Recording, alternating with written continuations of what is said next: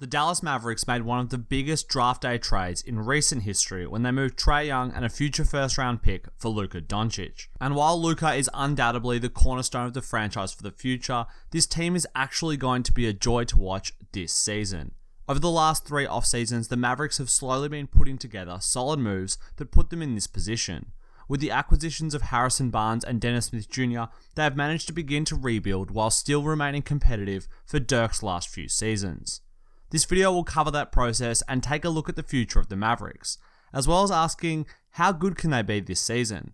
While these questions largely revolve around Dennis Smith Jr. and Luka Doncic, I thought I would cover DeAndre Jordan and Harrison Barnes first. These have been the 2 big free agency signings for Dallas over the last 3 years. Harrison Barnes was signed to a 4-year, $94 million deal that looked quite big at the time it was signed. But due to the cap going up and Barnes proving himself as a very capable isolation scorer and team player, the deal actually looks super solid now.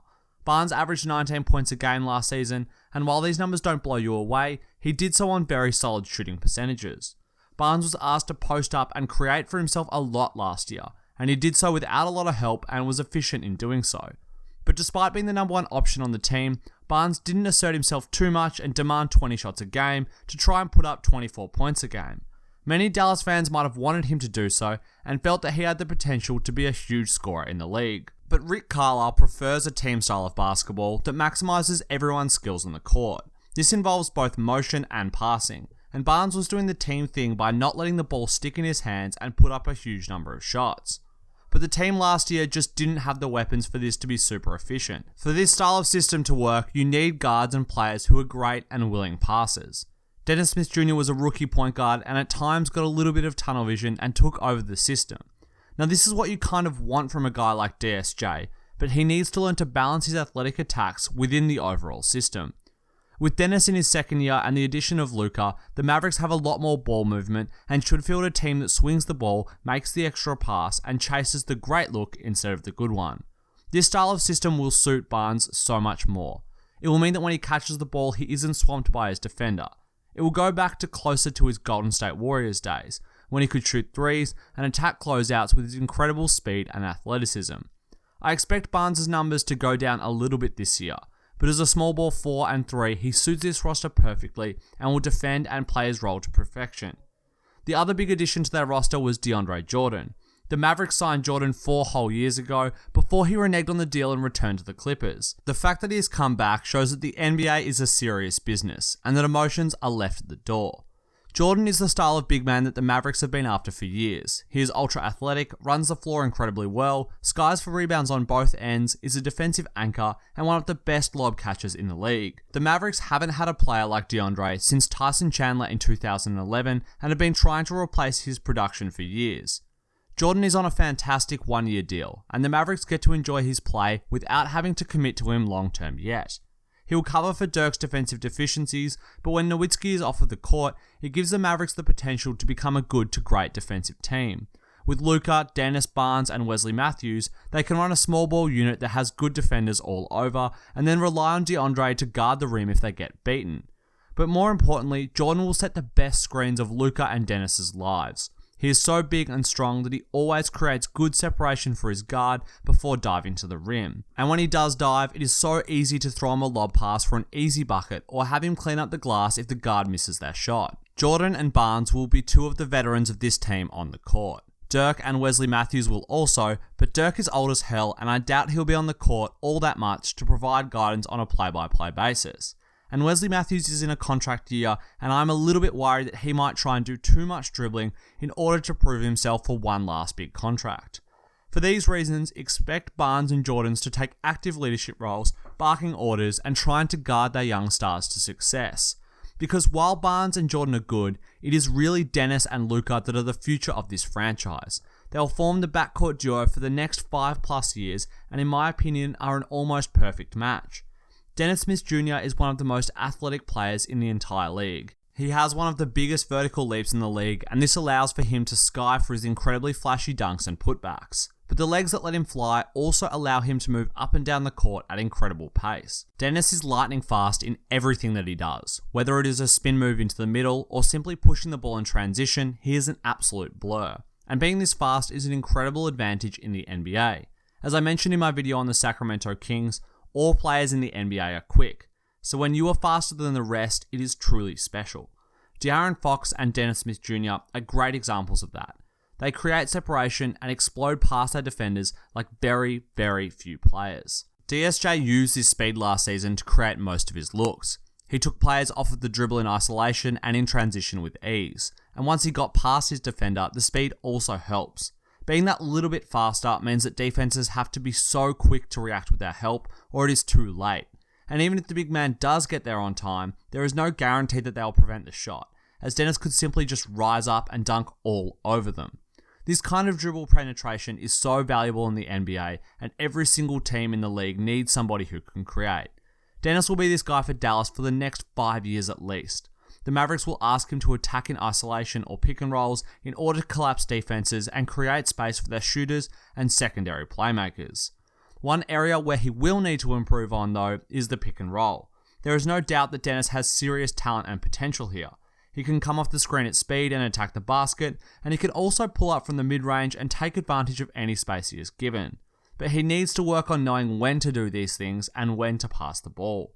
At times last season, he would attack two guys and try to lay it in, while his big man would be open at the free throw line or for a wide open lob. Making these decisions more consistently in the pick and roll will do wonders for Dennis's efficiency and the team's scoring overall. And DeAndre will be a big help in this regard. The athletic big man is the perfect partner to put next to Dennis in the pick and roll. Due to how open Jordan gets, he will show the young guard just how beneficial passing to the roll man can be. If he can perfect this passing and scoring balance, then Dennis will be able to collapse defenses as well as almost any other guard.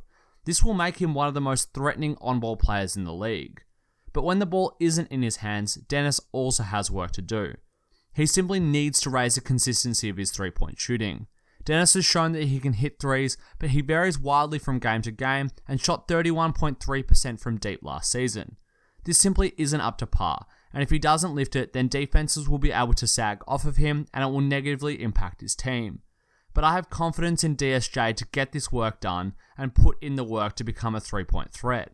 He simply looks like one of those guys who wants to win at all costs and be one of the best players in the league. And his backcourt partner, Luka Doncic, is exactly the same. Luka has already shown this over in the EuroLeague when he won the championship and was named Finals MVP as well as the league MVP. Making this incredible run at such a young age shows the will of Doncic. He was able to compete with men who have been playing professionally for years and come out on top. This ability to perform at the highest level will serve him well in the NBA. Doncic is a more skilled guard than Dennis, but far less athletic. But while he might not be as athletic in a strict sense, he still has plenty of athleticism and body advantage in the NBA. And mainly in one area, his size. Luka is 6'8" and will be playing a lot of minutes at the shooting guard and even the point guard position. He'll be much, much bigger than most guys at this position and will have an incredible athletic advantage over them. This will allow him to post them up, finish confidently under the rim, and also have the height to shoot over players that are closing out. But despite this athleticism being underrated by the general public, it really is the skills that make Luka a special player. He has one of the best handles I've ever seen for a player of this height at his young age. It isn't the most flashy or lightning fast handle, but he combines his fantastic ball control with fantastic footwork and the timing of his moves to get defenders to overcommit.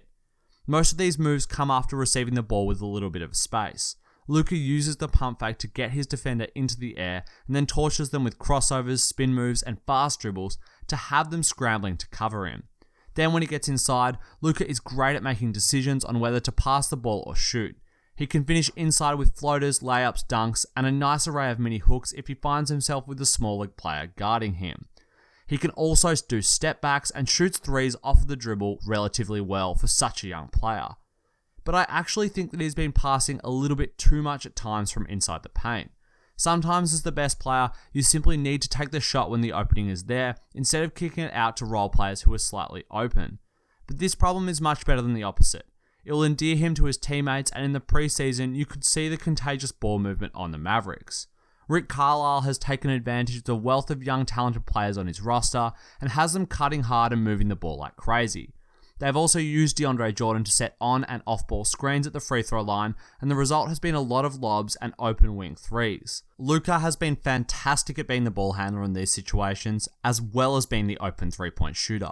His shooting was perhaps the biggest knock on him before he came into the league. He didn't shoot fantastic percentages in the EuroLeague, and people were worried he wouldn't be able to knock them down consistently and space the floor when he didn't have the ball. And while it is only preseason, he has shot over 40% from deep and was not shy about attempting 3-pointers. This bodes extremely well for his future.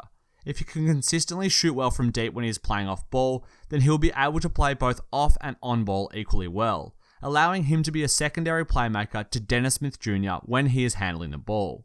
And DSJ will be able to do the same thing for Luka. This is the beauty of their backcourt pairing. Both players are amazing on-ball players, but are perfectly capable of playing without the rock. And DSJ and Luka are both incredibly special at getting into the paint, scoring, and setting up their teammates. For this reason, Dallas have an exceptionally exciting future ahead of them, and are one of the teams that I think has the most potential for the next decade of the NBA. But for this season, they'll be just as exciting. A fast-paced team with amazing young guards, the athleticism of Harrison Barnes and DeAndre Jordan, the coaching of Rick Carlisle, and the swan song years of Dirk Nowitzki. I think that they will surprise a few people this season and win around 35 to 40 games. And while I don't necessarily think they'll make the playoffs, I think this is a fantastic result for such a young team on the rebuild on the fly. Thanks for watching, guys. I hope you enjoyed the video. And if you did, be sure to leave a like, subscribe, and hit the bell for notifications as well. And let me know in the comments below what you think of the young Dallas Mavericks team.